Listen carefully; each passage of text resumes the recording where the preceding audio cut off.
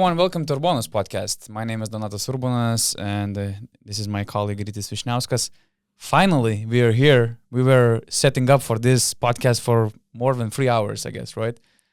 I think so. I believe you told me, first of all, we scheduled for 1 p.m. Then you told me we're going to start at 2 p.m. And now it's 4:30. So it took some time, but we had some quality discussions, I would say, prior to the podcast. So about some sex tapes, also some video ideas and stuff. Maybe it's for the better. I don't know. We'll see. Of course. We'll see how it goes. Of course. Yeah. So you, for the intro, you wanted to talk about your return to the court, right? Yeah, like LaMarcus Aldridge coming back from retirement. Yeah, really, I wanted to share my horrible experience of playing basketball just last week because we had this party for Basket News office opening in Vilnius, and we joined to play a proper game of basketball. 5-on-5, full court. 5-on-5, full court, 4 quarters with stats. And I haven't played full court basketball for, I believe, like 6 years since my third ACL injury. So I just stepped up on the court completely out of shape. And it was a disaster ball, I would say. There were 2 teams full of players out of shape. Maybe 2 guys were ready to play, actually. And both teams were standing in a zone for 40 minutes. And I wouldn't say defending in a zone, just standing in a zone. So taking a position of so the we zone. ended up taking 52 3-pointers, something like Utah Jazz against the Miami Heat. 10 of those were successful, so it's 19%. Combined, right? Yeah, 19%. One of our guys took 21 long four distance of jumpers, 21. free Okay. to be more precise. For me personally, I cannot say I was disappointed with myself because knowing that I am completely out of shape and I'm prepared to play full court basketball, I lasted almost 30 minutes on the court. 3 from 13 shooting, 2 from 10 3-pointers, only 1 turnover, 5 rebounds. Decent performance knowing my physical abilities at the moment. And we ended up winning the game. So I should say I'm pretty happy. And I think we should do it again sometime later. You really think so? And I would like you to join us as well to show us your skills because you're like a mystery man. Nobody knows what you can do on the court. I want to keep that mystery, because when there is a mystery, you might think that guy might be good, So I will keep that mystery for a while. At least you look sharp. I mean, you look suited for the game of basketball. You look like someone who is taking care of himself because personally, I'm not on a strict diet. Let's say this way. Me neither, my friend. And the only sporting activity I've been doing recently for the last couple of years, I would say, is some goalkeeping. Goalkeeping. Yeah. Sounds exciting. Because of my knee, because of my ACL situation, I don't want to take any risks. So I decided to change my profile to a goalkeeper. But now I'm trying to play some basketball again. So let's hope my knees will take the load. And before receiving comments in our YouTube channel, you have to make a clarification for your haircut. For sure. I mean, yes, I read the comments. Yes, I saw that people already are demanding for me to get a haircut. I'm scheduled for tomorrow. Unfortunately, I couldn't do it any earlier. You will have to suffer this horrible hair once again. But next week, you will see me looking a lot younger, sharper, better. Another thing is I also saw remarks saying that I'm looking kind of fat. Whoa. So I have to agree on this one. I mean, I have to agree on this one. I really added some weight during all these quarantines. All these 6 years out of the court. And 6 years out of the court. So I'm not taking any offense. It's true. But actually, when you see me with a proper haircut, you look everything looks better. You look thinner. Your face looks better. So much depends actually on a good haircut. Because you, for example, look very solid. That's why I always try to stay fresh. That's why I take a haircut every 2-3 weeks. Because if it's 4 weeks, it's horrible. It just a span of like few days makes the main difference. I'm taking it once a month. I don't know why. I just don't like going to a barber for me, it's maybe awkward. I don't know if should I have conversation with him, shouldn't I talk to him. I have the same barber for more than a year, but it's still kind of awkward to me. I don't know. Going to a barber shop to me is a very awkward social situation. For other people, it's very normal and very pleasuring experience. No, for me, a barber is like it's more important for me. I'm more consistent with barbers than with my girlfriends, for example. I think I had more girlfriends than barbers, actually, Right. because barber is like for life. In Panevėžys, I probably had like at most But in Panevėžys, Two. you all just shave your head. more or right? less before the high school and stuff like that. In Okay. Vilnius, I had only 2 in 10 years. Yeah. Can you imagine? Wow. And I changed the first one just because she got pregnant. So Nice. this is it. So my promise, next week, I'll definitely look better, more solid. That's good to hear. Yeah. So now we can start talking basketball, right? Proper basketball, because we talked now about some horrible amateur basketball, Yeah. which I wanted to mention just for the record. And what a week it was. We had few exciting games, few exciting appearances, and one of the most anticipated events was Mario Hezonja and his return to OAKA. First of all, it was very interesting. I was curious to see if Hezonja will fulfill his, I would say, promise, because when he left Panathinaikos, it was July 22 when he tweeted that he's not going to play against Panathinaikos ever at OAKA because of his love to this club. But he actually appeared. He told in the interview for Nova that he kind of, thought about it, if he should play or not. And he talked about it with Unix front office that, I'm not going to play this game and stuff like that. But a few days before the game, he decided that he has to, let's say, pay respect to his former club and enter the court. Anyway, Hezonja was booed. And the main question is, did he deserve such a welcoming boos or not? I think not. I think he didn't deserve to be booed. However, this is a lesson for him that you need to be careful with what you're saying and what you're tweeting, because you're a professional basketball player. Making such commitments that you're not going to play against this particular team in their home court, it's not smart, because eventually you're signing with a EuroLeague team and you're a professional basketball player and you have to play games. You are healthy. If you don't play, your current employers will not understand. It's an important game for us. We need wins. We're fighting in the EuroLeague standings, and you're just going to take yourself out of this game because of some emotional stuff. It's not professional, really. So it's just a lesson that you should be really careful with what you're saying. In the past, we had some examples of players saying that I'm never going to play for this team. In Lithuania, we had these examples, and then you ended up playing for them. It's professional sports, and you can talk things like that, I don't know, on amateur level, but not in professional sports. But however, I don't think he deserved to be booed, because, he joined Unix Kazan. It's very neutral towards Panathinaikos. It's not like he joined some of their rivals. When he signed with Unix, for me it looked like he signed there only for, let's say, a year to look how the situation in Panathinaikos will change in 1 year, and then maybe to consider coming back. At least he chose a green and white team. So he should have chose Žalgiris then, because we need some talent at the court. Oh, for sure. But, I don't see that he's a sinner. Like, he did something bad for Panathinaikos and their fans. And I think maybe he regrets tweeting that stuff. But definitely you can see that he sincerely cares about Pau. I am 100% sure he would never play for Oli, which is the most important thing. Yeah. And he joined Unix. Maybe he was thinking at that point that if it's not Panathinaikos, I will go back to NBA. I don't know. If you're in the NBA, you're safe. You're not coming to OAKA for sure. Well, it is what it is. To me personally, I think he didn't deserve to be booed. However, at the same time, I understand the fans. They're very emotional. They are always, attached to their players, and they hear what they're saying.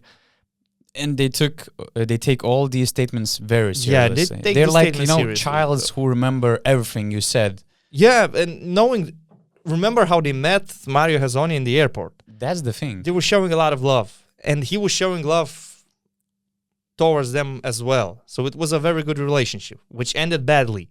But it's not a relationship that should be killed. No. It can be recreated, and maybe in the future Mario will play again for Pau. Who knows? Yeah. Although I think that he deserved to be booed, actually. Okay. Just because he was met like a god 9 months ago, actually. Few thousand people gathered in the airport to meet him and to greet him like a king during pandemic. It was a very serious time back in the day. He was treated as a god. Probably the last Panathinaikos player who was met in this way was Šarūnas Jasikevičius 13 years ago when he signed with Panathinaikos. I don't remember any other occasion when a few thousand fans came to the airport to greet their new player. Then he made all these statements that I want to play for Panathinaikos for life, that I love this team, and he said that he kind of controls all these fans. He gave an interview in Istanbul on my podcast, and he told a lot of stuff, how he got connected with Panathinaikos fans and stuff like that. So I'm not surprised at all why he kind of broke the hearts of Panathinaikos fans, because the whole situation was really weird. For whatever reason, he decided not to sign an extension with Panathinaikos. I completely understand fans being really disappointed, because you don't change. Let's say you get all that appreciation, you tell all these things about Panathinaikos and your love for the club, and in the first summer, when the market opens for you, when you become a free agent, you choose to go to Unix. It's neutral team, but you kind of change your love, your dream team for Unix. But at the same time, why this situation is weird for me, that Hezonja also mentioned it, that from the beginning he didn't feel any love from new coach Priftis, and that was probably a deal breaker where he understood that he might leave Panathinaikos. And I heard a lot of stories what happened behind this broken deal between Panathinaikos and Hezonja, because it seems like Hezonja made the decision to leave Panathinaikos, and you can think that maybe the financial possibilities of Panathinaikos didn't meet Hezonja's requirements and stuff like that, because he's an expensive player. His talent is worth probably more than €1 million, and in this stage of Panathinaikos era, maybe he's too expensive for the team. But at the same time, there are a lot of stories that Panathinaikos kind of made him made him look like he left by himself, although maybe he was not appreciated, and maybe some Panathinaikos people didn't want him to stay, actually. That's what he mentioned about Coach Priftis. So if I wasn't in that room, but for example, if it's true, I just don't get it. Because, I understand if Barcelona and Šarūnas Jasikevičius they don't want to sign Hezonja because they have a very specific discipline system, and Hezonja can just not fit that system. But when I watched this Panathinaikos team playing, I just don't get it. Hezonja would be an improvement for sure in any position, shooting guard, small forward, whatever. He himself he just put himself in this tricky situation because of his own statements. Now he has to choose whether he's going to be generous and loyal to the OAKA crowd and not play in this game and satisfy them, and he would disappoint his current employers at the same time, or he stays professional, plays the game, does what he has to do because he has a contract with Unix, and he disappoints this big crowd and gets booed, and probably he knew that he was going to get booed. So for me, the conclusion is simple. Be careful what you're saying. In professional sports, don't make these kind of promises. That's it. But it's Mario Hezonja, you know. Yeah, We need personalities like him in the cool EuroLeague. guy. I really love Mario Hezonja. Laid I love his game and everything about him. So yeah, I'm not criticizing him. I'm just saying that it's a lesson to be learned. Probably, maybe not for him, but for somebody else who sees the situation and they will think twice before making some promises and statements. You never know what's going to happen in a few years' time. Clubs change. Coaches change, relationships change, especially in Europe. Budgets change. A lot of things can change in a couple of years. Yeah, Hezonja had 9 points, 2 of 7 shooting, 4 rebounds, 1 turnover, and only 9 player index rating. That was actually the only worst shooting night he had was in Istanbul on that disastrous night when they lost 41-80. But what a drama it was actually, because you have Hezonja, Bud in Panathinaikos. You clearly see him being affected by the pressure, by the environment, and all of that. And also Papa Petru had that kind of potentially game-winning shot against Mario Hezonja. He faked him. Okay, it was kind of off-balance shot, but it could have decided the game for Panathinaikos. The dynamic duo, Lorenzo Brown and Isaiah Cannon. These two guys were leading the way for Kazan, and once again, my man Andrei Vorontsevich, he's just too good this season.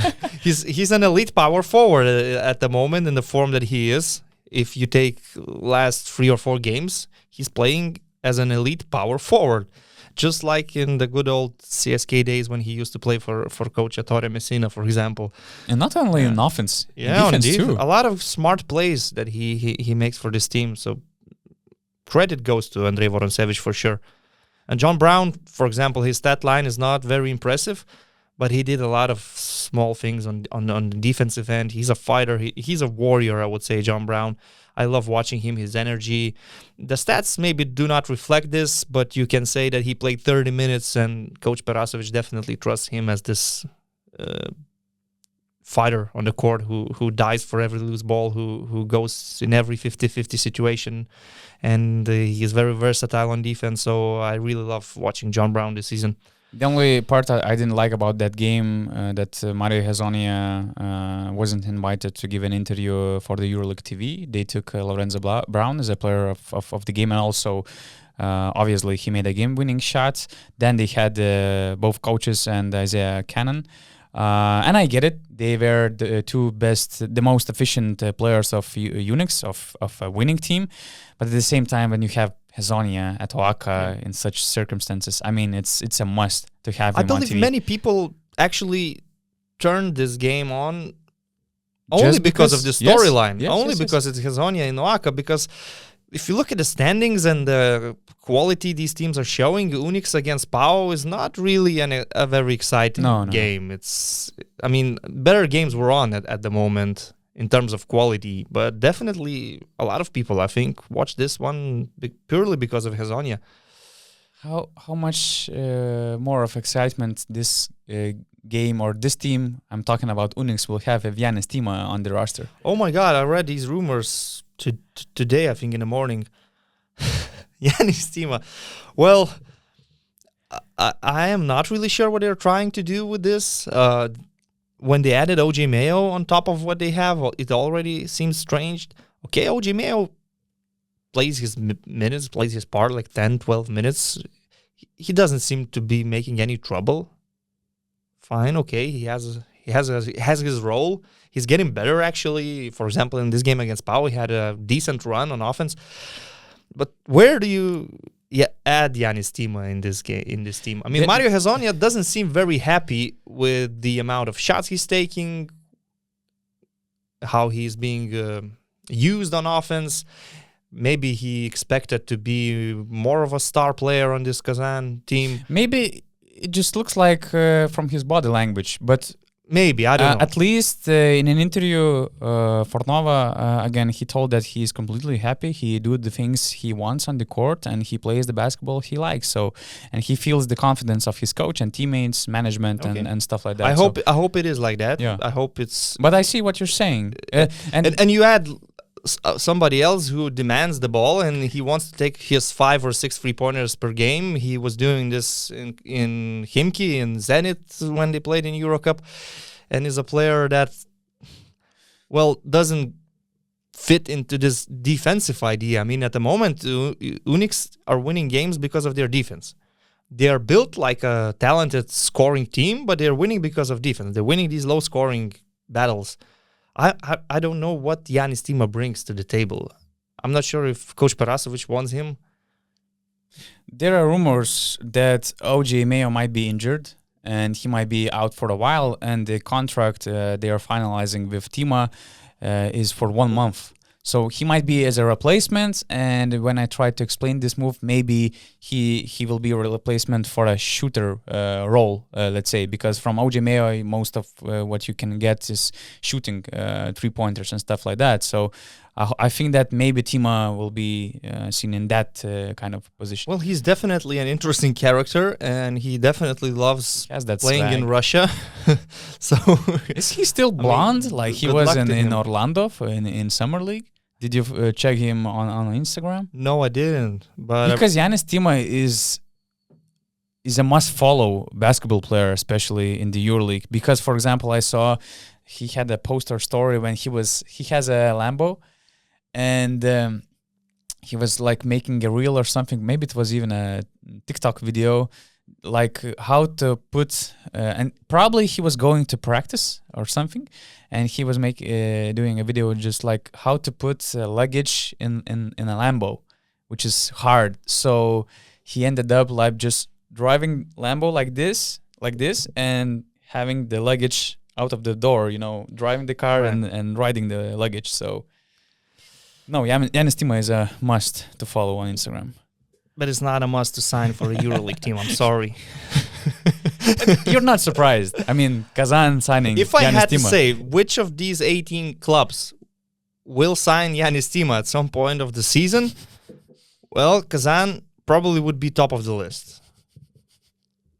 I would have said Zenit, but since Xavi Pascual is there, no. It's a no. With some other coach, they might be attracted because in the past he played some good seasons in Zenit.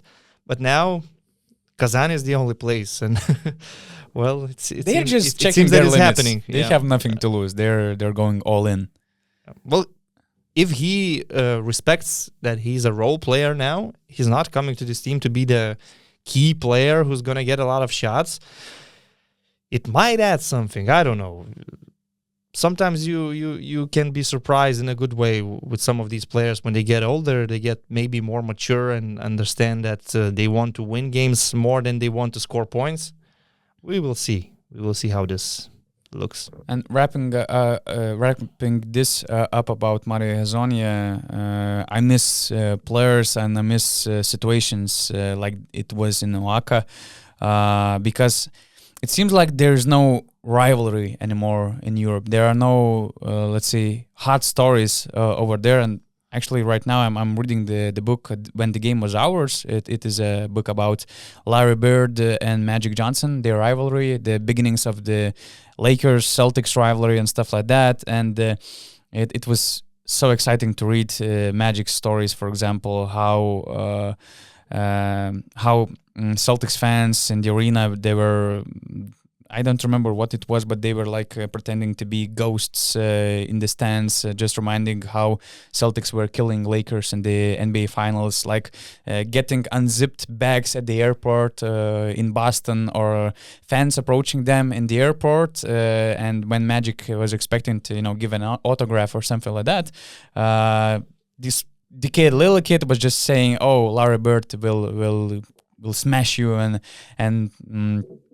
stuff like that. Bus drivers, receptionists of the hotels wearing Celtics jersey, and also having green curtain in your room, in Lakers players' room. I miss that kind of rivalry. And a question I had for you is: do you imagine any other transfer or move in Europe at the current EuroLeague, which would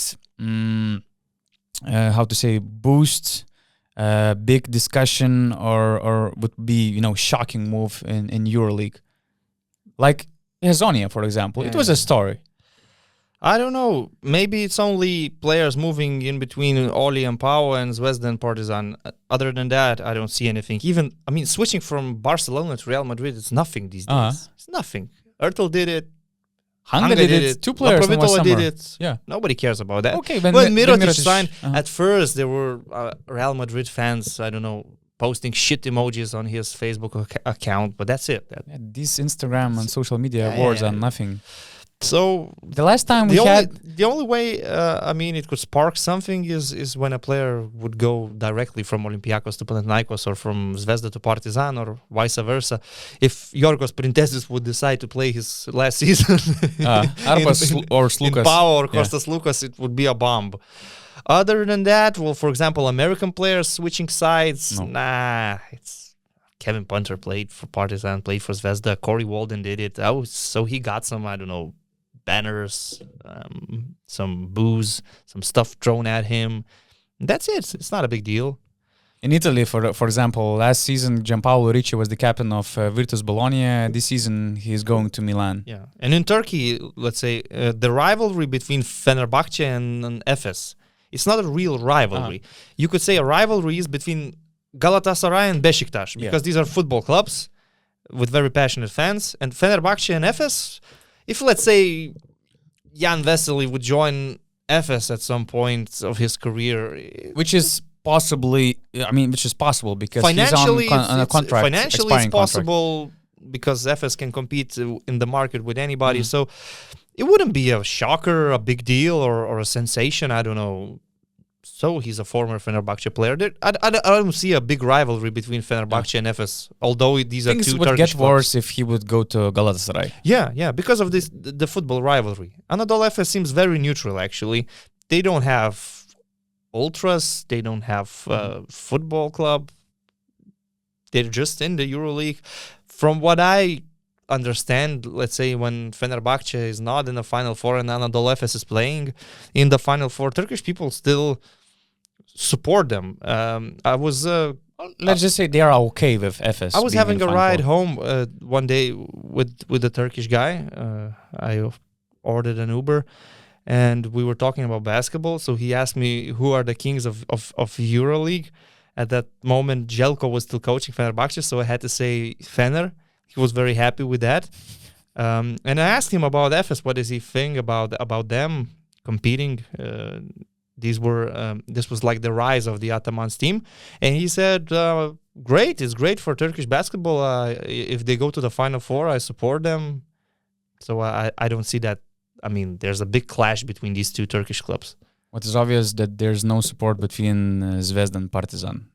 We watched that game on Sunday. It was probably the most anticipating game between Zvezda and Partizan for years, because with all these signings of Kevin Punter, Zach Ledey, with Željko Obradović return, and I remember tweeting anything about Zvezda and Partizan end up with reading all these trash comments in my Twitter thread. It doesn't matter if you praise Zvezda or Partizan, you will be killed by opposing team fans. If you're criticizing something, you will be cursed by that team fans. I mean, it's unimaginable what kind of rivalry it is out there. It was a very emotional game in Alexander Nikolic Arena, and I was watching that game and I didn't realize that still in 2021 we have a situation where for first 5 minutes of the game, people are just throwing things on the court and the game continues like nothing happened. I mean, even the announcer is not saying that guys just stop throwing things at the players actually on the court because we will punish you or we will stop the game. No, I mean, these were, let's say, piece of paper, some paper stuff, and it was thrown out on players. Kevin Punter got hit and in his shoulder and stuff. Nothing serious, but who knows? Maybe next time it would be a coin, it would be a lighter, or something else. So it's really weird to see that happening, and at the same time, I cannot understand. I mean, you know what's coming. Can't you just put a net around the court just like they did in Panathinaikos and Olympiacos games, in these derby games? Why not to protect players? Because, okay, for us it's kind of fun to watch things like that, but we should be, concerned about players' safety. And that looked really bad, actually. No? Well, it's part of old school European basketball culture where players go to the game not only concerned about whether they're going to win or not, but a little bit concerned about their lives. So it is what it is. I wasn't that focused on the atmosphere. Actually, I just wanted to see this highly anticipated game. Me too. But when in the first minute of the game, the game was interrupted for 2 or 3 times. I was like, how long we will be suffering this?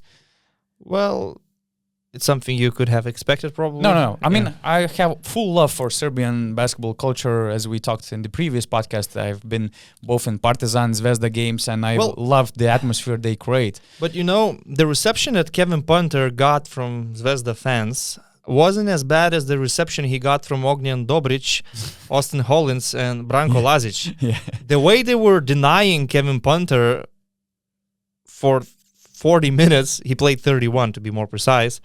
It was it was pure art. It was a masterpiece what they were doing. Dobric was so amazing with his length, always consistently denying Kevin Punter. He had no easy shots, no easy buckets.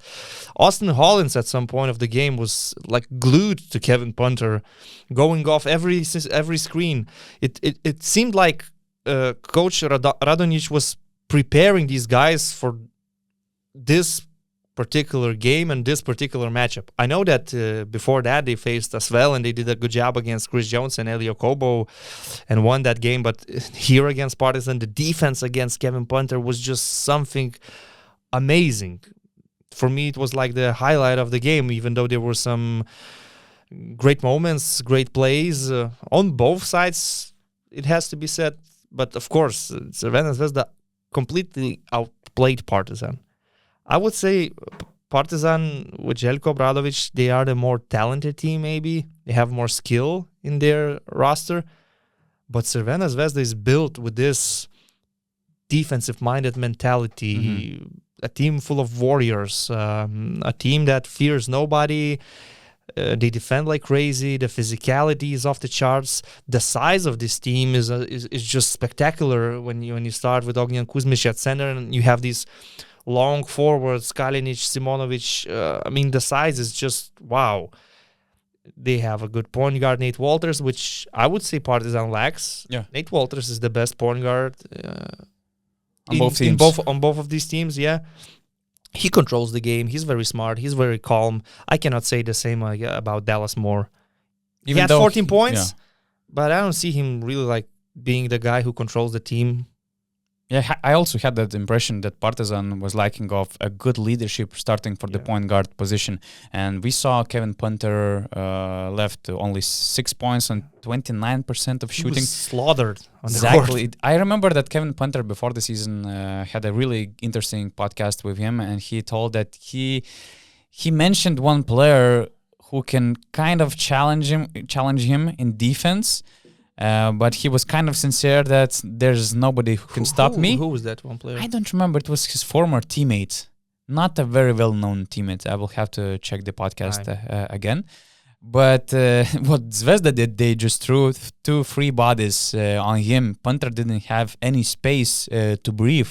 And just as you mentioned, Zvezda killed them. In a way, they are killing all EuroLeague teams. Yeah. And that they're just showing the way how you can be competitive with a lowest budget team. I know that the budget thing is also another big discussion in Serbia because both teams, it seems like, especially for the fans of the opposing teams, it seems like they are pretending of fake budgets. Fake numbers. Yeah, they're faking numbers and things like that. But it was very symbolic that both Punter and Lide had only 11 points. They were terrible shooting from the field, and they're getting something close to 1.5 million, and these were the biggest signings of Partizan. Of course, this battle was just first of many. It will be very exciting to follow both these clubs throughout the season and their rivalry. It's gonna be huge in the playoffs, definitely. Željko Obradović suffered also a loss in the Euro Cup. It was a bad week for the team, but it happens in the regular season, and Željko said he doesn't see this as a huge problem. It happens. Okay, we lost a few games, but overall their record is still good. The team, you can see they are still building chemistry. I liked, for example, Alen Smailagic. He's really skilled, fundamental guy.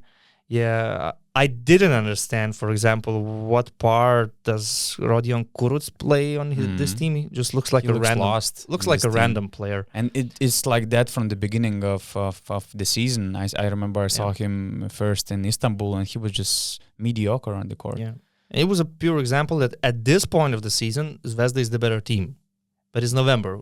We'll see how it looks like in spring when it matters the most. But a lot of credit has to go to Crvena Zvezda team, the players. Dejan Radonjic, as we said, when he coaches at home with Zvezda, he does some great things. Abroad, he doesn't look so good. But here, he just looks like the right fit for this team. And I actually thought of the theme song for this Crvena Zvezda squad. It could be Dua Lipa song, Let's Get Physical. They're getting so physical on the court. Extremely physical, I would say. I actually like their own local Serbian songs. Yeah, of course it's better. And I do believe that Serbian people will not be very fond of Dua Lipa.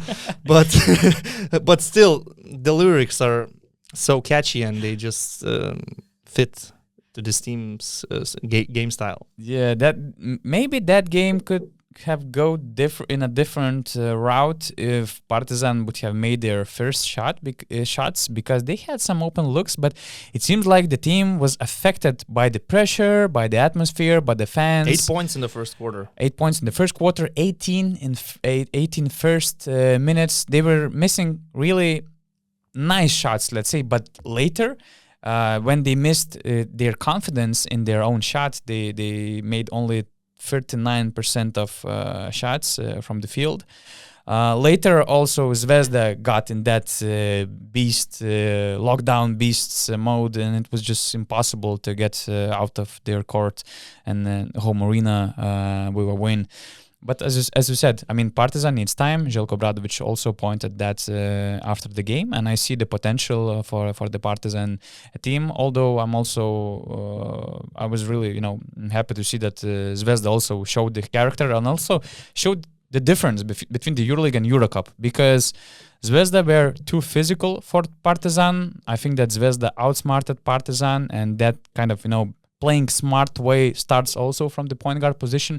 Yamadar, he's just still too young for the pressure, for the atmosphere of the game like this. The same I can say about Dallas Moore, at least for now, at the moment, when there are 3-4 months with Željko Obradović.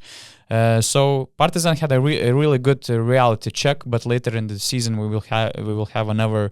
Now they're facing your hometown team this week. Hometown sounds crazy. Yeah, Nenad Čanak is also coming to Belgrade, former Partizan captain and head coach also. So it will be a very emotional game for him too. I have a question actually about these two teams from Belgrade. Out of both of these rosters, which, if you were a GM of a good elite EuroLeague team, which one player would you take from both of these teams? Which one would you say stands out to you like the best one? Because I have to take Kevin Punter. That's for sure. Because of the it depends abilities. on the style of your team. But you're building a team from scratch, and you have to start somewhere. Okay, Kevin Punter and Nikola Kalinic, I think so. But Punter would be top of the list. Yeah. For me, it would be Kalinic, definitely. Kalinic, maybe I should say. He's playing Kalinic. Tremendous season, and maybe he's not scoring that much, but the way how many great shots he creates from the low post situations, in the way how he helps in defense and how he kind of combines backcourt with the front line, it's an exceptional. He remains one of the best forwards in the EuroLeague. He proved that last season with Valencia. He was playing good under Željko Obradović in Fenerbahce. He's doing much more now for Zvezda, now that he's the key player. He's like the face of this team. And we all know that Kalinic definitely could play in In any EuroLeague team. In any EuroLeague team. In all of these elite clubs, he could have a place. In Barcelona, for Šaras, he could definitely play. But he loves Serbia. He loves Crvena Zvezda. He wanted to be there. So he got paid good. Of course, he got paid good. But realistically, you have some offers in your thinking. Yeah, of course. Do I want to go home or do I want to try and win EuroLeague with I don't know, Barca? And he chose Zvezda, and a lot of respect because of that. And to me, he's the best player on both of these teams. That's a great rivalry. Yeah. I mean, I want to see both of Belgrade teams in the EuroLeague next year. And I don't like that idea that there should be only one place, one spot in the EuroLeague for the ABA League team. I think that we can afford having two. Now, when we have two quality teams. Of course. But before let's be real, it was different. When Budućnost played in EuroLeague, they didn't add anything to the quality of the product. And I agree. And Partizan were struggling for a lot of years. Before Željko, they had some mini project with Andrea Trinchieri, which didn't last long. But they were, suffering some tough times. And they were bottom of the Eurocup in some seasons. So now when you have these two teams, for sure, both of them belong in the EuroLeague.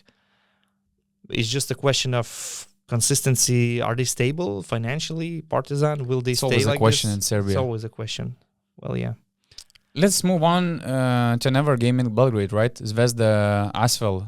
Until that game, Asvel were first in 3-point shooting, second in 2-point shooting, and first in true shooting percentage. But they had worse shooting night. And I remember watching that game. They had 50 points in first 35 minutes. Chris Jones and Elio Kobo, they were on their worst shooting nights. Even though Kobo scored 16 points, he was 5 of 16. Chris Jones, okay, he was 5 from 6. But this was the game with least shots taking. And of course, thanks to great Zvezda defense, they shared the second best defensive rating in the EuroLeague, second best. They are second best in true shooting percentage allowed, 53%. First in least possessions allowed, and first in late clock, forcing opponents into late clock situations. It was an MVP performance from Nikola Kalinic, definitely. Austin Hollins, his numbers are not good if you look at his stats, but he starts getting better in this team because of his defensive abilities. He was, as I mentioned, doing a good job on Kevin Punter in some parts of the game in the derby. Here, he took Eli Okobo and he really did a good job limiting him. Okobo ended up with 16 points, but he got some of these points in the end of the game, and his numbers were the lowest this season. His player index rating was the worst this 10. year. The worst game for him. And Austin Hollins was one of the players that actually made it hard for Elio Kobo. So another defensive win. That's the way they're winning games, especially playing at home, and they managed to handle these talented guards from as well. CSKA Maccabi, CSKA were so close to lose sixth game in a row, and you could feel that kind of importance watching the scenes after the game. EuroLeague TV cameras had one CSKA fan. It was one lady which was almost crying or maybe even in tears watching CSKA winning that game. It was close game. Yeah. It was, let's say, Derek Williams layup away from having another upset. Quality of that game, especially in the end of the game, wasn't the best. But for sure, CSKA deserved that one. They needed that one badly, and it was like a relief when Derek Williams missed the layup. The tension was so high when the referees went to the monitor to see the out-of-bounds play. And it was a great decision by refs to give a ball. It was so difficult to tell during real time whether it's off Grigonis or not. You were commenting the game, right? No, I was a spectator. I was watching it. But I said to myself, when Maccabi had only one team foul, and they had to foul, obviously, they took the second team foul, and I said, well, they still need to foul CSKA 3 times to send them to the line. but they will definitely, first of all, try to steal the ball. And the home team should have been prepared for that. They obviously were expecting that. And then, bam, this 50-50 play happens. The referees took 2 minutes. I believe it was Mr. Lamonica. It was Mr. Lamonica, the head referee of this game. It took a long time. There was so much tension waiting for the decision, and then they come back, and it's Maccabi's ball. And you're thinking, there it is. Scotty Wilbekin probably is going to take the last shot. Wasn't meant to be. It was very difficult for Scotty.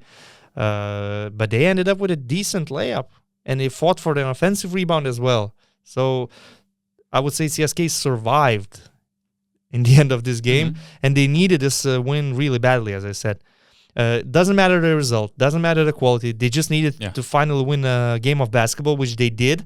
And the good thing is Marius Grigonis is coming back, actually, and I was quite impressed. He made some clutch Except from the end of the game, right? He made that stupid foul against Derek Williams. Yes, in the end of the game, but he also lost that ball when Evans put that defensive play. But he made some important shots, and knowing that he was injured for quite a while, it was important for him also to feel that he is prepared, he's fit, and the coach can trust him.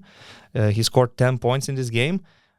Of course, they were more positive than negative. That's so for sure. It was nice to see him back from the injury. I was expecting to see Milutinov also, but just before the game, it seems like he felt pain again because before he played in VTB League game, I was also expecting him to watch against Maccabi, and he would definitely make Ante Žižić life worse. Actually, I think was dominating. I think that Žižić is one of the most improved players in the EuroLeague compared to the previous season, because it was not the first game he was really dominating and making a huge impact for Maccabi offense. And that's the thing. I mean, CSKA need all their players returning to the lineup. Grigonis is here. It will take some time to get into his good shape. It will take some time to have Nikola Milutinov. Šengele is there, and all these wins will come. I was expecting that Will Clyburn will be the difference maker in this game. It wasn't meant to be, and Will Clyburn looks very strange, actually. Sometimes you watch him and you're thinking, if he's motivated, he's going to be the best player on the court, but sometimes, in some games, he just seems off. Why? I'm not sure. Maybe that's a wrong impression, but maybe it's just because it's November. But you saw some games where he was unstoppable. Yeah, it seems like when he's really on and he takes the ball in his hands, he can do whatever he wants, just like LeBron James. He's not a player that is dependent on matchups, whether he has a good matchup or not. He's the best small forward in EuroLeague. But sometimes he just doesn't seem to be at 100%. Maybe he's just he knows when he has to play at his best and when he can save some energy. I don't know. However, I can say definitely if Ante Žižić for you is the most improved player. One of the most improved players. Derek Williams is the most exciting player to watch at the moment this season, because he's making so many spectacular plays. In this game in Moscow, that alley-oop, wow, really. And I've talked before about Derek Williams a lot. It's not only that he plays spectacular basketball, he also plays smart basketball. And in this game, he was really close to winning it for Maccabi. 32 minutes on the court, 20 points. He made a step-back three-pointer. He's not known for his shooting abilities, but this season he's actually shooting from three-point range 47%, which is impressive, yeah. I'll bring one interesting comment from our YouTube. Comment below our YouTube video, the last one. It's Pedro Sanchez. Hi guys, great video. I'd like to ask you a question concerning Iffe Lundberg. Do you believe, as some people say, that his game is too inconsistent to be starting point guard on a contending team in the EuroLeague? Thank you. What's your take on this? I agree. He shouldn't be starting point guard for a team competing to win the title. He can be a good role player. He can be the main guy in some games, in some situations, but you cannot depend on him for the full season as your main point guard. He's an athletic guard. He's a streaky shooter and a good scorer. He's a good finisher. His decision-making sometimes still raises some questions. And, he hasn't been in EuroLeague for a long time. It's only his first full season starting from. So he has a lot to learn. I think he's an NBA material, to be honest. An athletic guard. Although he he's can not play so one-on-one. athletic. He can play one-on-one. When I remember basketball. Mike James, he was much more explosive. For me, Mike James is But off Iffe the charts. Lundberg is a compared to good Iffe Lundberg. finisher. He can go to the rim. He can finish. And No, he's good. He can finish with contact. The inconsistency, yes, is the main thing. I definitely agree with that one. But in general, I could see him having a spot on an NBA team's roster. Would it work out for him eventually or not is another question, but I could see him, let's say, going to the summer league, impressing some scouts, getting a contract, getting a chance to get to the NBA. EuroLeague basketball for a point guard is very demanding in a tactical way. And Iffe Lundberg doesn't seem like this player who sets everybody in their places, controls the tempo of the game. Daniel Hackett, for example, is a pure point guard. He's more 2-1. I mean, Iffe Lundberg. Iffe Lundberg. Ideally, he should be, but in this CSKA roster... Maybe he will be better when CSKA will sign another point guard. So that's the thing. So Iffe could play next to him. Would be a player for 15 minutes in a EuroLeague game. It could work, but now we see him playing like 25 minutes and having the ball in his hands in decisive possessions. Which he did okay against Maccabi. He scored 8 clutch points in the second part of the fourth quarter. I think if you want to have Iffe Lundberg as your main guard, you should be talking about lower level teams like, I don't know, Alba.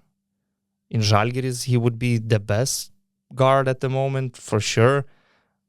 But in elite teams, you would expect them to have somebody better, more reliable, I would say. Downplayed Iffe Lundberg a little bit, no? I'm talking about Iffe Lundberg being, as the question was, the main point guard of the team. I'm not saying that he cannot play for CSKA or he's a bad player.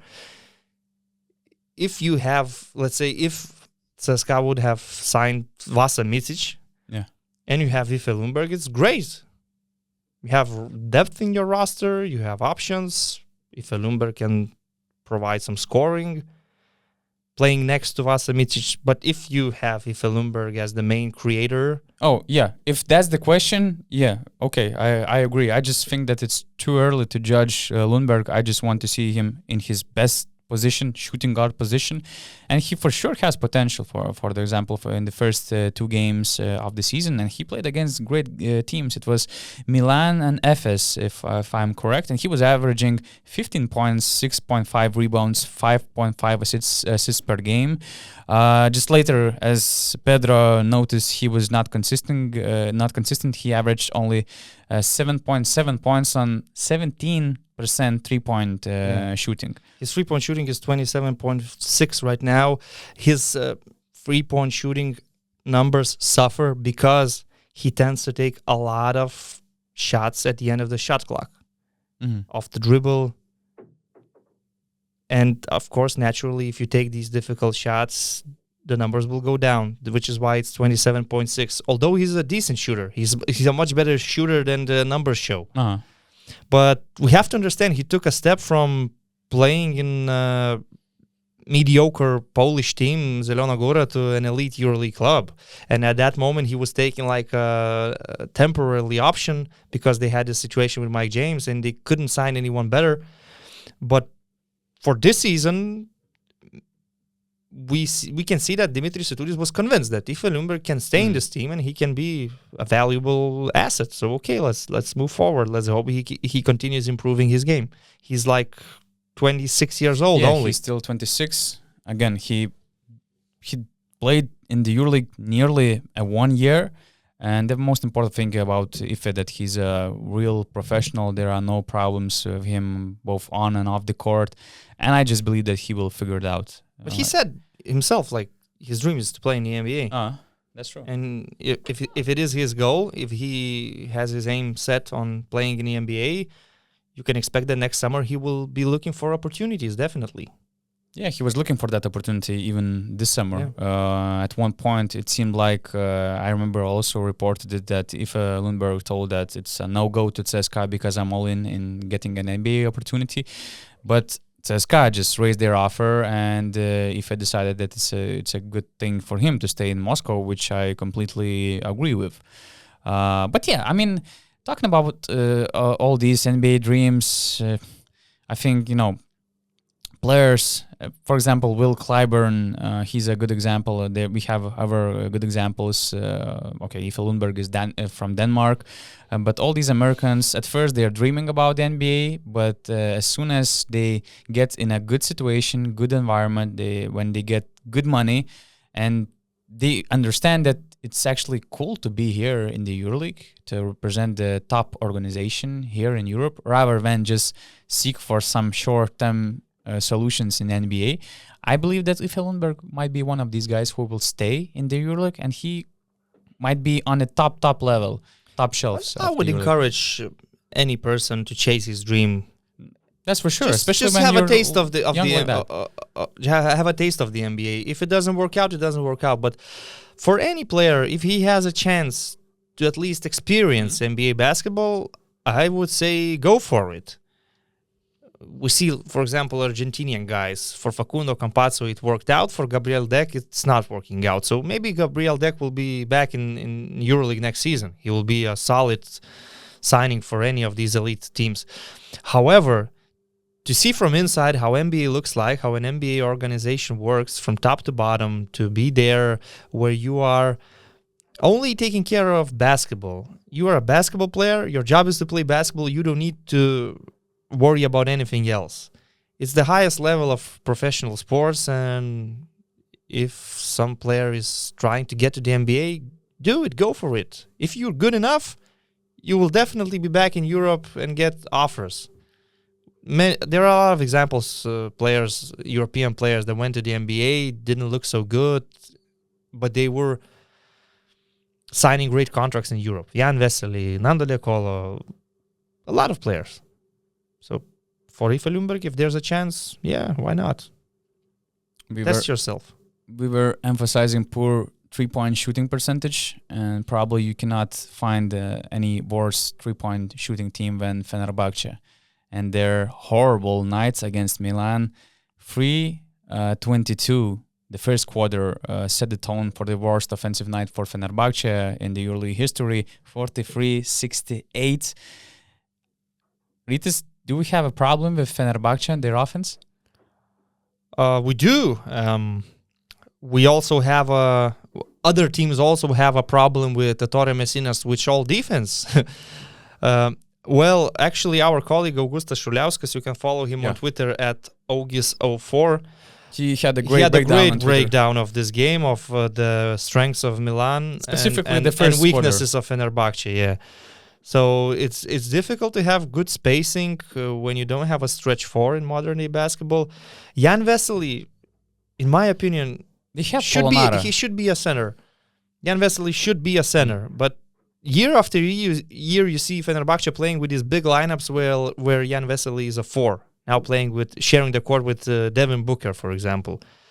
And other players are not shooters. Pierre Henry is not a shooter. Mariel Shayok is not a shooter. They suffer against Milano switch-all defense. They couldn't do anything.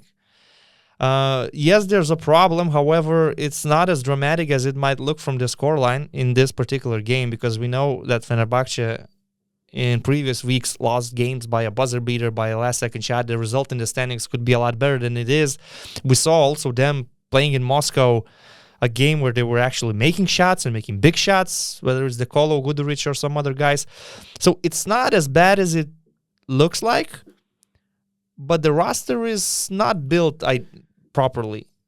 Yeah, and it was a good reminder. That game was a good reminder. A couple of adjustments, and they would be winning games with Vesely and De Colo as they should be doing. But right now, yes, you can say that there are mistakes made building this team. At the same time, Milano Ettore Messina did a heck of a job during these few years, signing the right players, playing basketball the modern way. It just looks like Ettore Messina came back from NBA with a lot of new ideas how he can be successful in European basketball. These Milano teams have nothing in common with Ettore Messina's days 15 or 16 years ago when he was coaching in Moscow or in Madrid. I would say right now, if you look at the idea how the team is built, the players they have chosen to their positions, Milano is closest to being an NBA team in Europe right now.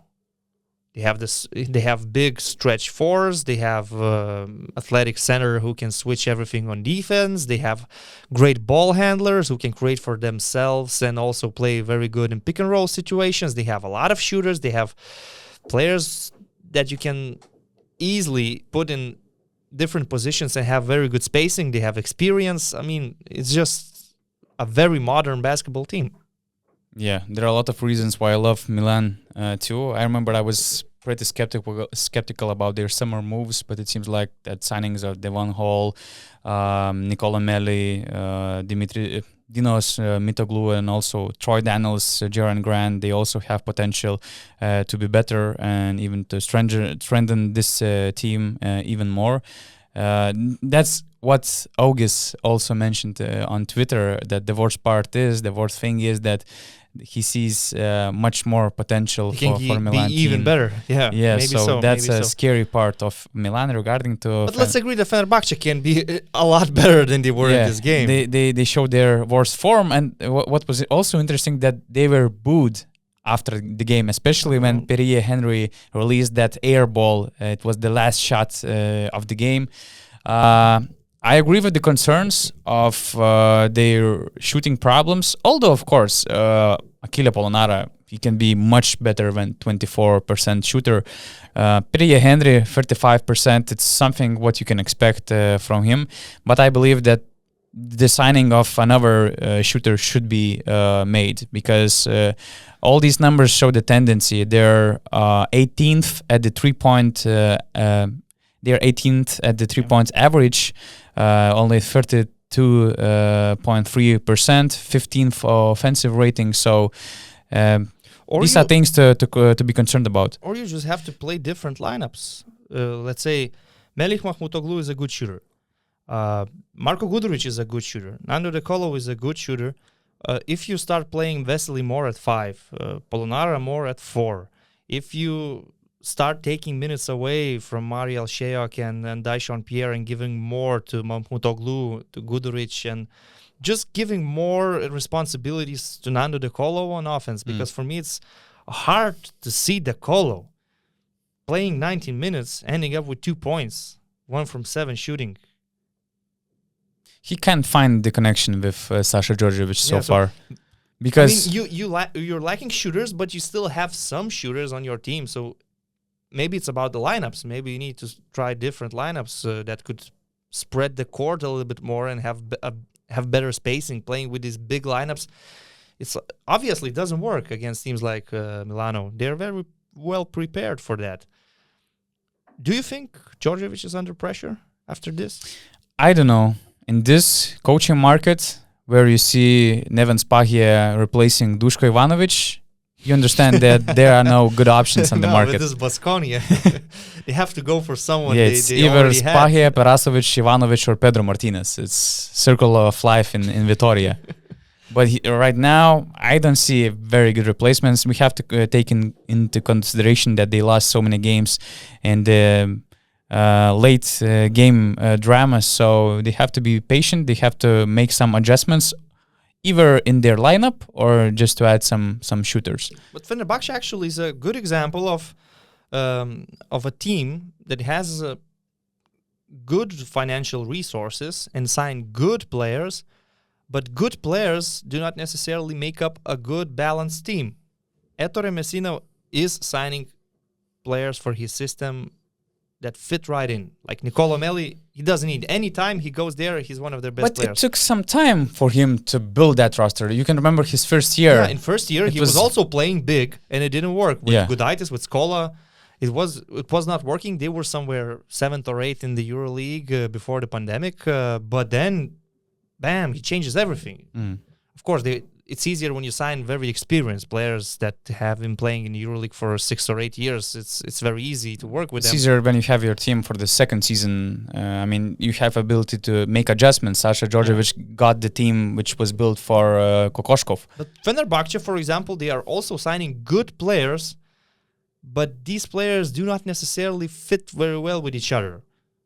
Polonara with Vesely, you add on top of that Devin Booker, who can only play at center position, sign guys like Mariel Sheok. I don't think Mariel Sheok is a bad player, but he is not in his right place.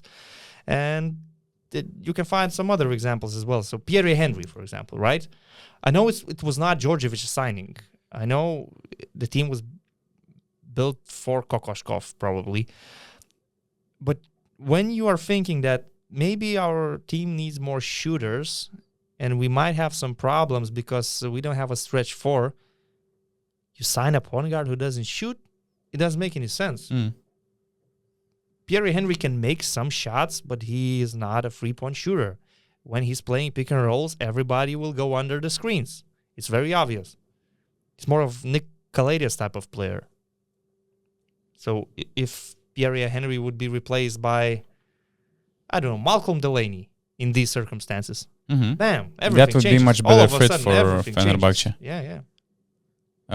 I didn't watch Zenit game against Olympiacos. Yeah, Is there anything you want to talk about? I saw it. I was covering this game once again. Bartzokas and his rotations, which are Kill the team again? I wouldn't say kill the team, but these are just too hard to understand for a common basketball fan like myself. I don't know why he's doing these rotations. Why is he sticking with that? I don't really understand. However, credit to Xavi Pascual. His team seemed like they lost control in the third quarter, but they played a very solid fourth quarter. And yeah, I see they jumped from 9 points in the third and to 26 in the fourth. they were attacking mismatches very well. Once again, another game where Mindaugas Kuzminskas played a big part, and he was feeling very good on the court.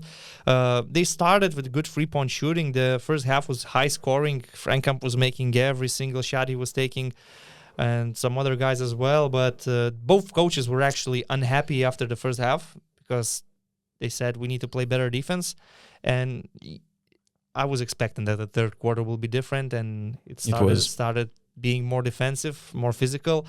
And in the fourth quarter, what impressed me the most that Zenit went back to their last season, where it mattered the most. They played in isolation, very long possessions for 20 or more seconds, and everything ends up with Kevin Pangos or Billy Barron taking a shot off the dribble because they know how to create space for themselves. Who were the facilitators? Billy Barron, Jordan Lloyd, these were the main guys. And the good thing is, when they missed some shots, they got crucial offensive rebounds. This is what killed Olympiacos in the fourth quarter. I don't know. Ollie tried to stay in the game. Kostas Lukas had some moments in the fourth quarter. But at the same time, I'm looking at the Olympiacos and thinking, is Sasha Vezenkov maybe a little bit overhyped? I also had the concerns on Vezenkov because I have him on my fantasy team, and I start to lose my belief in Vezenkov. I might have some changes in this position. I don't know. I mean, what does it mean to be overhyped? He was paid 700,000 euros per year. I mean, and we have to take some responsibility on this as well, that he had a very good preseason. He had very good first games of the EuroLeague season. And we were talking, he's playing his best as basketball. An ideal stretch 4. He looks so good, and we sort of started thinking of him like a superstar. And he finished the last season on a really high note, so that kind of made an impression that this is a guy moving forward.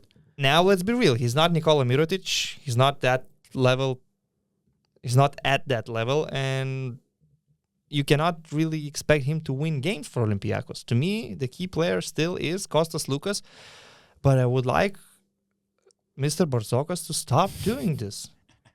He plays one quarter, he sits one quarter, doesn't matter if the team is playing good or bad, he sticks to his rotations, the same with Dorsey and Walkup spreading these minutes. I don't get it really. I mean, that's good. When they are 6-3, that we're talking about the potential room for growth. This is a good team with good players. Just in some games, of course, when they're losing, it's easy to say that it's a problem, but and it's not working. In some games, it's just for me hard to understand. Maybe I'm wrong. Maybe I'm just. I mean, it's me against experienced professional coach who has won titles in his career and led teams to Final Four. So I'm not winning this argument, but come on. I mean, Kostas Lukas, he played 22 minutes. I remember him playing 37 minutes for Željko Obradović. I remember Kostas Lukas playing the whole first half without a substitution for Željko, having a TV interview, and the question was like, you were playing for 20 minutes without substitutions, you seem tired, and he says like, it's only first half, I'm not tired, I have a lot of energy left, and then he goes on and plays the second half, 17 minutes, they win the game. I believe that Kostas Lukas at the age of 31 can play more than 22 minutes in a basketball game. Yeah, I think that what's underrated is his stamina, really. Yeah. That's shocking. Yeah. So why have him on the bench for the whole quarter when your team is struggling? Why? Why stick to these rotations? In the NBA, yes, you have your rotation set. You know when the player is going to come in, when the player is going to come out. The only way it changes is foul trouble or injuries. But in regular season, you have 82 games, the rotation is planned, and you play this way. It doesn't work in EuroLeague. It shouldn't be like this in EuroLeague. Yeah. Why? This question was raised in Monaco for many occasions. Othello Hunter made probably the most famous tweet of the season so far. It's clear that the ego of the head referee in this game clouded his judgment. That was disrespectful to my team. We give you too much respect and get fined for saying you was horrible. But today I don't care. Respect the game we love and do better. Now I know I don't say much in public about officiating or on social, but tonight was the worst I've seen in my whole career. EuroLeague, I'll send you the fine money in the morning. So that was his reaction after the loss in Monaco. Monaco beat Bayern badly by 23 points. I watched that game I fast forward that game, and I have to admit, I saw at least 3 very, very, very questionable calls. A few of them I saw. I showed you the foul against Mike James, where he was sent to the line for free throws. It was like a ghost foul, really. Yeah. There were a few other times, for example, Dwayne Bacon on a clear travel, Corey Walden, a strange charging foul against... strange defensive foul against Donatas Motiejunas. So I kind of see why and kind of understand why Othello Hunter was so disappointed. But at the same time, there were also good calls.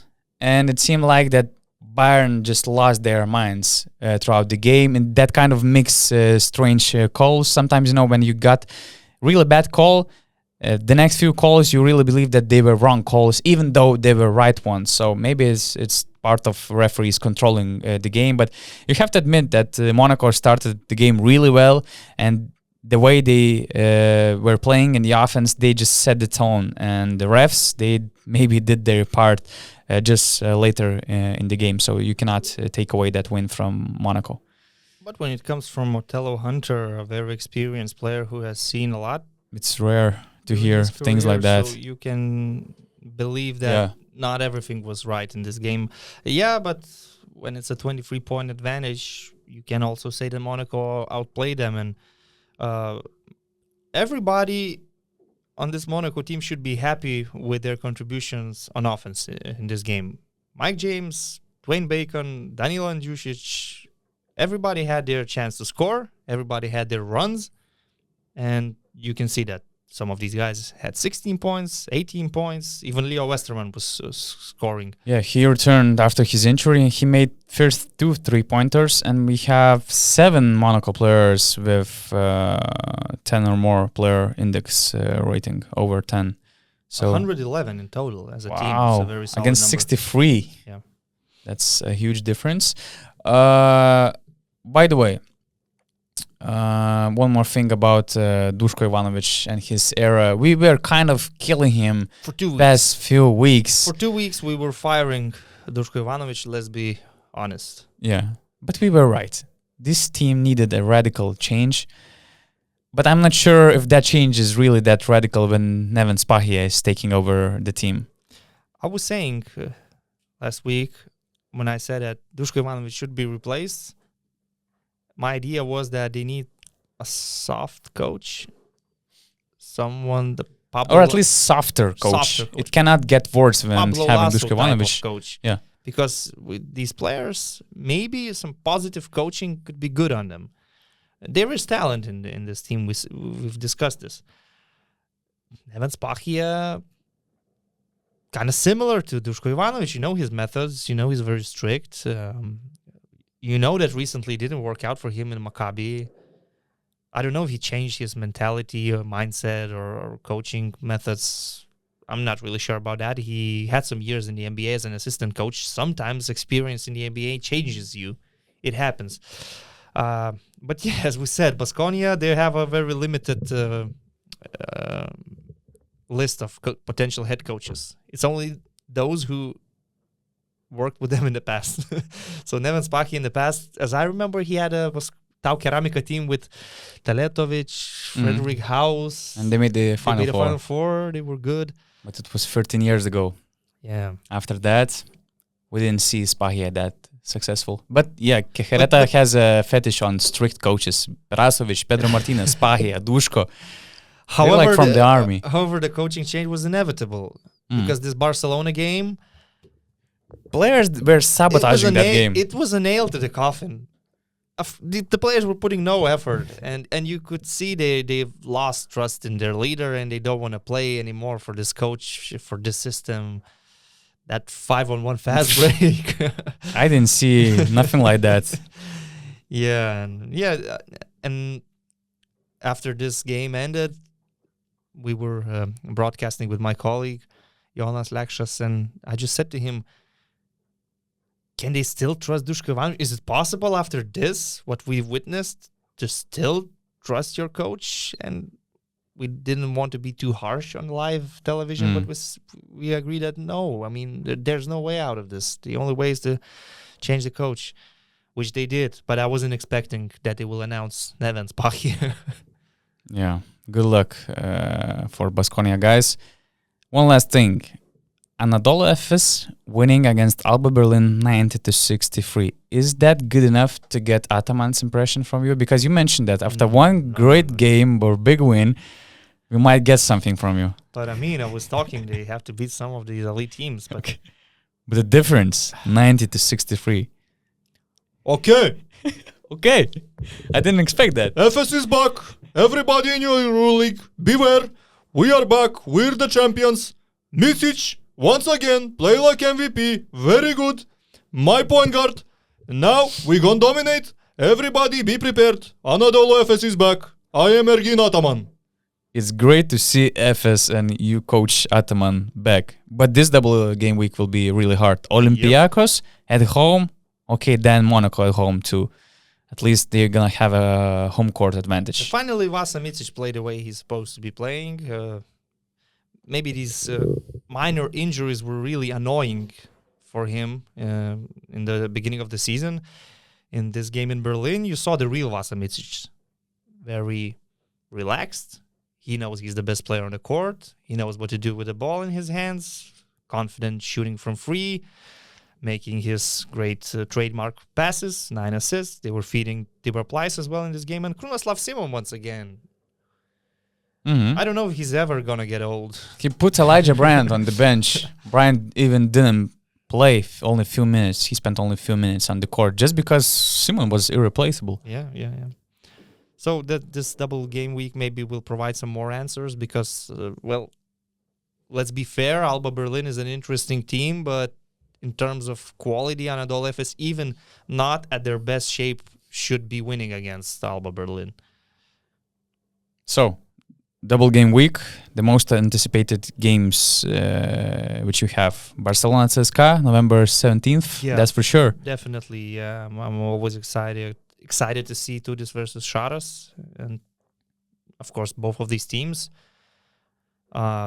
Barcelona suffered their first loss in the Spanish Liga Endesa against Valencia, so they're still not very consistent. They're still not at the level Šaras expects them to be, and CSKA maybe after winning against Maccabi and having their players returning on the court, they feel better right now. The players are returning, so this should be a great game of basketball. Also, I would say Maccabi Monaco because of the American basketball.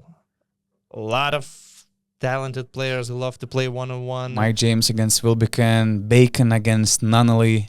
Derrick Williams, as usual. This should be a good... If I had to recommend one single game for my American friend who likes NBA basketball but doesn't know much about EuroLeague basketball, I would say just watch Maccabi Monaco and you will not feel the difference. Would you recommend Panathinaikos and Žalgiris game for your friend, or you would recommend it for your enemy? For my fiercest enemy, I would say this is the game to watch this week on Tuesday. Yeah. No, but honestly... Asvel, Real Madrid. Yeah, and Busele coming back to Villabon. Asvel will host both Real and Barcelona, so it's gonna be an exciting game. And I can see Asvel winning one of these two games. The way they play, the way how they, the quality of the game they show on the court. I really think that they might get at least one victory. Actually, a lot of good games. I mean, Olympiacos, Efes, Olympiacos, Maccabi, Zenit, Milan, Efes, Monaco. In a double game week, you will always find something to watch. You just need some time to watch all these great games. For the end, the last few things from our fan mail, which is comments under a YouTube video. We already had... It's very fancy calling it fan mail as if we have fans who are sending us. Oh, I know. But it sounds better. We actually didn't have our zero and hero of the week. But I have to say that I forgot it. Let's skip it this time. Let's skip it. Let's skip it this time. So Duško Ivanović is my hero. Povilas Asijevičius, finally someone expressed their opinion about the lack of sport principle in European basketball. Thanks, Rytis. Fully agree that quality in the EuroLeague is good, but when you know that you can lose and nothing will happen, the same in national championships, then it's not good. Imagine that the last team in EuroLeague's regular season is 100% out for next year. Žalgiris mood, actions, etc. would be completely different, and last 25 games would not be just for playing. I agree. Promotion and relegation is like the engine of football. It's what makes these survivor games exciting when you're battling to stay in the league. Because if you drop out, financially, you lose a lot of money. There's a lot of pressure to stay, to not be in the last place. And this is what makes football exciting. There's no working promotion relegation system in European basketball, especially if we talk about these separated leagues like EuroLeague is or EuroCup, where you just get licenses. Promotion relegation maybe works in Spain. I'm not sure. Probably does. More or less. Yeah. But then you face the issue that some clubs... The reality of European don't basketball. have the budget, don't have the arena, and just do not meet the requirements. It's hard to actually have a working proper system based on merit in European basketball. But what we have right now is not good. I don't think it's good for the game. It's good for these clubs that belong with the elite, but it's not good for the game itself, I would say. Not good for the fan, for the common fan who supports his local team. You're thinking then, why? What's the purpose of it? What's the point of me supporting my hometown team if they cannot go anywhere? They win or lose, they cannot go anywhere. They're just stuck where they are. So yeah, it's a good comment. In an ideal world, I would like to see last two teams relegated, for example, to the EuroCup, and the finalists of the EuroCup getting promoted to the EuroLeague. Then I would love to have 12 teams involved in the playoff picture, just as we discussed before. 4 teams making it straight to the quarterfinals, teams from the places 5th to 12th making the 8 finals, and it actually leaves how many? 4 teams out. Let's say 4 teams between teams relegated and making in the playoffs. So it involves more teams in a situation where they must win and they are fighting for something. So that's a good number to have all these 4 teams. Do you remember at some point EuroLeague had this like an experiment with a qualifying tournament? I remember Rytis once they won it and they lost it. And they played against Galatasaray with Songaila and Galatasaray won it. Yeah, in Vilnius. Yeah, it was kind of exciting because they were fighting for a spot in the EuroLeague and the game mattered a lot. It was in September, I believe, still in like the middle of September. Mode, but it already matters. I'm not suggesting that EuroLeague should start doing these qualifying tournaments again, but the point is that any game of sports is more exciting when it matters, when it changes something, when it changes the future of the club. They can go up, they can go down. Unless it's the NBA with an ideal model for business. The NBA is a North American basketball league. They have their own system, their own rules. It's completely different. And then in the NBA, the idea is that there are 30 clubs. Doesn't matter whether it's a small market club or a big market club. You have a fair chance to be the best with good strategy and smart management. If you're big market, you can go for the free agents. If you're small market, the NBA draft is there. You can find some talent. You can do good trades. The Toronto Raptors showed an example to everybody. Milwaukee Bucks with Giannis, and NBA is different. It's impossible to compare. European basketball is just a budget league because it works on free agent system, free agent market. You have more money, you sign better players. You have less money, sign not so good players. Yeah, I agree. Ovidijus Grigolaitis, Rytis and Donatas. Maybe Paulius Motūnas is already the CEO of EuroLeague in his mind. Maybe. I don't know. I don't want to speculate, but maybe that might be, I'm not saying an issue, but another scenario for him, especially right now. You can imagine that it's tough to run a team during the pandemic. They're losing a lot of money because of that. They're on a bad period. Maybe they don't know how to rebuild after Šaras era. So the only thing is that even though for Motūnas would be logical to step down, let's say, and to start something new with this EuroLeague project, but at the same time, we know how much he loves this team, how connected he is with this team. So at the same time, it would be logical, but at the same time, probably very difficult to imagine Paulius and Žalgiris going separate ways. But we'll see. We will know answers pretty soon. And if you remember, we talked about legendary Aurelijus Žukauskas last podcast. Nick Van R has a reminder that Argyris Kampuris also worked in construction, one of the legendary Olympiakos players. So this is an idea for all the basketball scouts all around the world. Yeah, just there are so many constructions all over the world. Construction set. See who's working there. Look for the tall guy. If he can handle bricks, he'll be able to with one hand. Basketball. With one hand. Yes. Just measure his wingspan. Yeah. Look how he works with constructions. I'm not an expert. I don't know what tools they're dealing with. If they don't need stairs to get to this, second floor or to reach the second floor, that means that guy has potential. If he's good at drilling, for example, he might be good at, I don't know, protecting the paint. Makes no sense. Or shooting, I don't know. Probably makes no sense. No. But yeah, because scouts are kind of complaining that, it's very hard to find some new gems on basketball courts all over the world because you can track all of them. Apparently, they're all in construction business. Yes. That's a good point. So because definitely working in construction, it builds your stamina. You're physically fit for everything. Because usually when we talk about amateur level, you can see a lot of, let's say, builders doing well on Yeah. basketball court. If that makes Hmm. sense. That's a good point, Rytis. But do you think that maybe in this case, I mean, teams made of construction workers should be winning the amateur leagues? Why they're not winning? Why they're not playing? Because I think the problem is that they have chemistry issues. Because usually you can hear a lot of, you can hear them cursing a lot, but at the same time, if the chemistry is good, they're drinking too much. At least it's like that in Lithuania. So I don't know. But you definitely, you don't need to go to Africa right now.